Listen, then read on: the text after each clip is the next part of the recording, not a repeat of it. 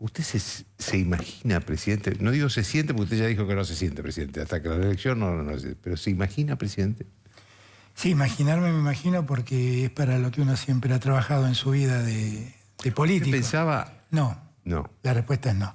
No esperaba. Antes del ofrecimiento de Cristina usted no. A lo que voy, no, claramente no. No, porque además yo me había dispuesto a no ser candidato, porque si no era muy difícil llamar a la unidad. Yo le pedí a todos que nos unamos, y si yo era candidato iban a pensar que era un gesto bastante cuestionable de mi parte. Interesado, digamos.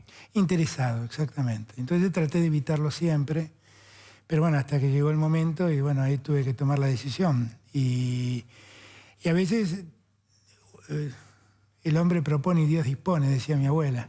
Y bueno, la cuestión es que ahora de repente quedé en esta situación y me parecía que era una forma de ayudar a encontrar una salida que había pensado Cristina, y lo que quise es acompañar, y es lo que estoy haciendo, acompañar esa decisión, acompañar esa salida, escuchando, hablando mucho con Cristina, hablando mucho con Sergio, hablando mucho con Caserio, hablando mucho con todos los actores de este espacio, tratando de que esa unidad que logramos electoral se convierta en una unidad de gestión mañana. Eso le iba a preguntar, porque la unidad de este peronismo es, digamos, muy difícil de asumir viendo la historia de las personas que llegaron. De hecho, Sergio Massa, usted lo nombró, le ganó a Cristina Kirchner en 3 oportunidades.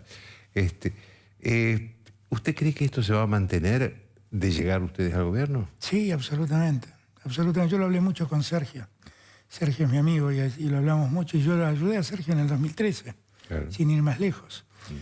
Y en el 2015 trabajé con él y con José Manuel, tratando de buscar una alternativa en aquel momento. La verdad es que creo que todos hemos aprendido. Todos hemos aprendido. Hemos aprendido. Porque eso es importante para ver cómo se manejaría un gobierno suyo después. Yo hablo absolutamente con todos. Hoy estuve un rato largo hablando con Caserio, hablando del tema de Córdoba, el tema del Senado. Después llegó Sergio, se sumó Sergio y hablamos un rato largo. Después terminé con ellos y estuve con Cristina. Yo creo que tenemos que darnos cuenta que tenemos una oportunidad única que no podemos desperdiciar en términos de expectativas sociales. Yo sé que estoy despertando una esperanza, una expectativa, y yo sé que lo único que no puedo hacer es equivocarme, porque eso para la gente sería trágico. Parar la pelota quiere decir ponernos de acuerdo entre todos para que durante 180 días podamos recomponer salarios sin que esto signifique un aumento de la inflación. Una convocatoria a sindicatos. Exactamente, a todos los sectores. A los sectores. Yo estoy viajando, espero mañana poder hablar con el presidente de la UIA, y estoy viajando el miércoles a Tucumán para asumir allí un compromiso expreso con la industria. Para mí la industria es central en la Argentina del futuro. Hay que volver a ponerla en marcha, hay que volver a revivirla. Tiene que ser la generadora de fuentes de trabajo que la Argentina necesita. Y tengo que hacer un acuerdo con los industriales, y tengo que hacer un acuerdo con el campo, y tengo que hacer un acuerdo con los que trabajan. Eso le iba a preguntar. Entonces, ¿usted privilegiaría la industria en lugar del campo? No. Los dos son muy importantes. Yo se lo dije a la mesa de enlace cuando vinieron a verme. Ellos tienen que ser mis socios. ¿En qué sentido? La Argentina, para poder pagar, tiene que exportar, y ellos son los que pueden exportar en inmediato. Y tengo que ayudarlos a que exporten. Tengo que ayudarlos a que ganen mercados. Tengo que ayudarlos a que vendan sus productos. No son mis enemigos, son mis socios. Son los socios de la Argentina, no los socios de Alberto Fernández. Cuando usted habla de que se imagina presidente, ¿cuál es la prioridad para usted hoy si mañana tuviera que asumir? La prioridad es el salario de la gente y las jubilaciones. Porque a partir de allí empieza a moverse todo, Joaquín. A partir del consumo. Y el consumo se ha caído porque el salario real y las jubilaciones cayeron más de 20 puntos en términos reales. Eso hay que recomponerlo. Hay que recomponerlo pronto. Y cuando yo digo que los jubilados no paguen más sus medicamentos, no solo es un hecho de justicia, es también un mecanismo de indirecto para favorecer su consumo. Es dinero que dejan de gastar en medicamentos para empezar a consumir otras cosas. Entonces, todo eso... ¿No van a pagar nada? ¿Cómo? ¿No van a pagar nada de medicamentos? Pero así era. Dejaron de hacerlo en este gobierno. Yo no soy un economista. Yo soy alguien que trata de entender y algo de economía sabe, pero no soy un economista. Y a mí esa idea para mí fue muy ejemplificadora de cómo debemos pensar la economía. sin dogmas. Miren, por dogmas hicieron el estrago que hicieron. Esto es lo que nos pasó. Creyeron que había que combatir la inflación sobre la base de bajar el consumo, porque bajando el consumo se bajaba la demanda y bajando la demanda se atacaban los precios. Nunca pasó eso, Joaquín. Nunca pasó. Y hasta el día de hoy siguen hablando de que el problema inflacionario en la Argentina es un problema monetario. No emiten. Gastaron miles de millones de pesos y de dólares en las LELIQs, en las LEVAQs primero y en las LELIQs, tratando de secar la plaza de dinero. Hicieron caer el salario real y las jubilaciones un 20%. Destruyeron el consumo en Argentina. ¿Bajó la inflación? Entonces esa no es la causa. A veces los dogmas y la ortodoxia en verdad nos encierran en los peores caminos. Claro, pero déjeme que le... una inquietud, porque realmente esto... ¿Cómo va a bajar la inflación si venimos de dos gobiernos? Porque también Cristina tuvo inflación alta y Macri tuvo inflación más alta todavía. Macri multiplicó por 2 la inflación que dejó claro, Cristina. Entonces, ¿cuál es el mecanismo? Porque me parece... Pareciera que la inflación forma parte de este país ya. Yo esto lo hablé con la gente del fondo. Y con un trabajo que en algún momento me acercó Axel, yo pude ver, y que después constaté la corrección de esos datos, y que también lo constató el fondo, que esto es lo más importante. En la Argentina hay un nivel de concentración de la economía muy peligroso. Y nunca miramos si los problemas de los precios no tienen que ver con la concentración de la economía.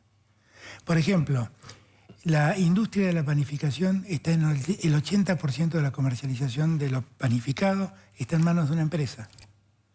La industria láctea está en manos de 12 grandes empresas. La industria cervecera está en manos de 3 empresas. Entonces, cuando uno empieza a revisar eso, el nivel de concentración es enorme. Y nunca nos preguntamos... ¿Pero qué va a hacer con eso? ¿Va a separar? ¿Va a crear...? No, por ahí lo que hay que generar es más competencia. Por ahí hay que favorecer la competencia. No se trata de desguazar para que nadie piense, ni de expropiar, ninguna de esas cosas. Es tratar de generar una competencia que se fue perdiendo en época de Cristina y se profundizó en época de Macri. Es esto lo que pasó. Ahora, nunca investigamos si en esa concentración no estaban las causas de la inflación.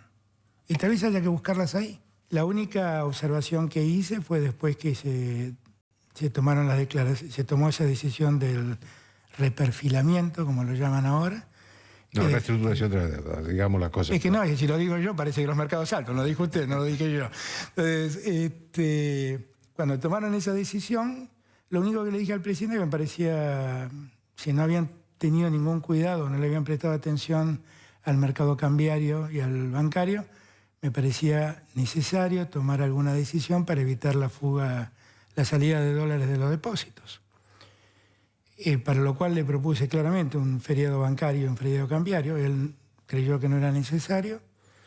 Bueno, para mi desgracia, en esos 2 días se fueron 3.000 millones de dólares. Y el domingo tomaron medidas que se aplicaron a partir del lunes y que parece que están surtiendo efecto, bienvenido sea. Unas preguntas sobre cuestiones concretas que pasaron en esta semana. Una frase polémica que motivó cierta polémica de usted sobre la política petrolera y vaca muerta. Yo no estaba hablando del petróleo. Aclarémosle a la gente que no siguió que usted tuvo una Cámara del Congreso de los Diputados, que se llama ya la Cámara de Diputados de España, habló, y acá se dijo que habló en contra de la política petrolera. No, nada más lejos de la verdad. Fue una pregunta que me hicieron sobre ciencia y tecnología. Entonces yo dije algo que siempre digo. Las sociedades más ricas son las que han desarrollado la inteligencia. Entonces planteé un ejemplo, el petróleo. Y planteé el caso de los países africanos, que nadan en lagunas de petróleo y son tan pobres. ¿Por qué? Porque tienen que recurrir a la tecnología... O Venezuela. Tienen que recurrir a tecnología de otros. O nosotros. Lo que pasa es que nosotros no tenemos tampoco tanto petróleo, más allá de que Vaca Muerta es un reservorio muy importante. Pero hablo de países, Venezuela es el primer productor del mundo, y estoy hablando de países como Nigeria, Angola, que nadan en petróleo, pero que, bueno, para sacarlo tienen que recurrir a la tecnología de otros. Entonces, lo que yo estaba planteando justamente es que terminan esos países recurriendo a las multinacionales para poder extraerlo. E inmediatamente aclaré, yo no tengo ningún problema con las multinacionales. Solo digo que sería mucho mejor para nuestros países haber desarrollado la tecnología porque aprovecharíamos mejor nuestras riquezas. Eso fue todo lo que dije. La verdad, un perogrullo.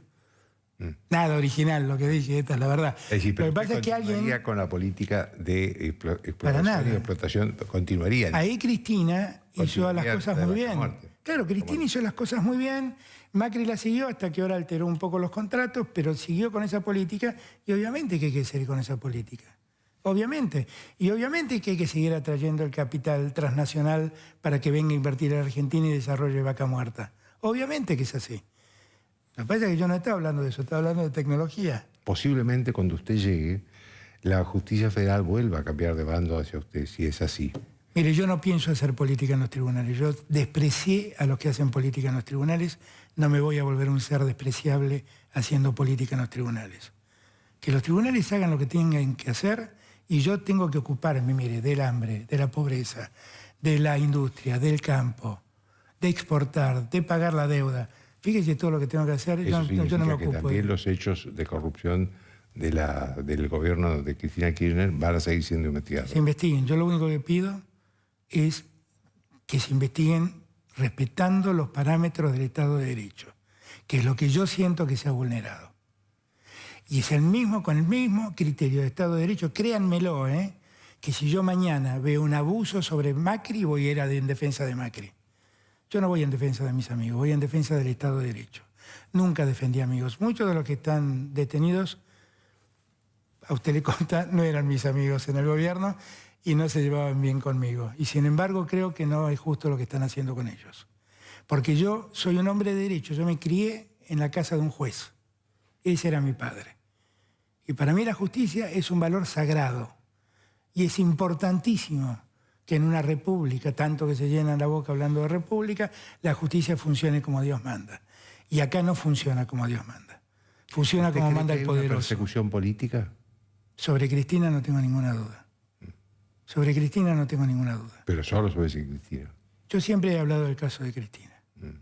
En América Latina hay 3 casos insoportables en términos de derecho, que es el caso de Cristina en Argentina, el caso de Lula en Brasil, el caso de Rafael Correa en Ecuador. Insoportable con la lógica judicial y con la lógica jurídica. Insoportable. Y callarse es permitir que esos antecedentes mañana lo apliquen sobre usted, sobre Macri, sobre cualquier otro. ¿No se dan cuenta que cuando yo reclamo estas cosas, estoy reclamando también por los que en el futuro pueden llegar a padecer estos antecedentes? Es un escándalo. Y lo sabemos todos. El candidato a vicepresidente de Macri decía lo mismo que yo, decía exactamente lo mismo que yo. Decía que había detenciones arbitrarias. Él lo fue a visitar debido a la cárcel. ¿Por qué cuando lo digo yo estoy en defensa de alguien? Cualquier hombre de bien que vea cómo ha funcionado la justicia y cómo se han generado detenciones en este último tiempo, hace lo mismo que yo, Joaquín, no tenga duda.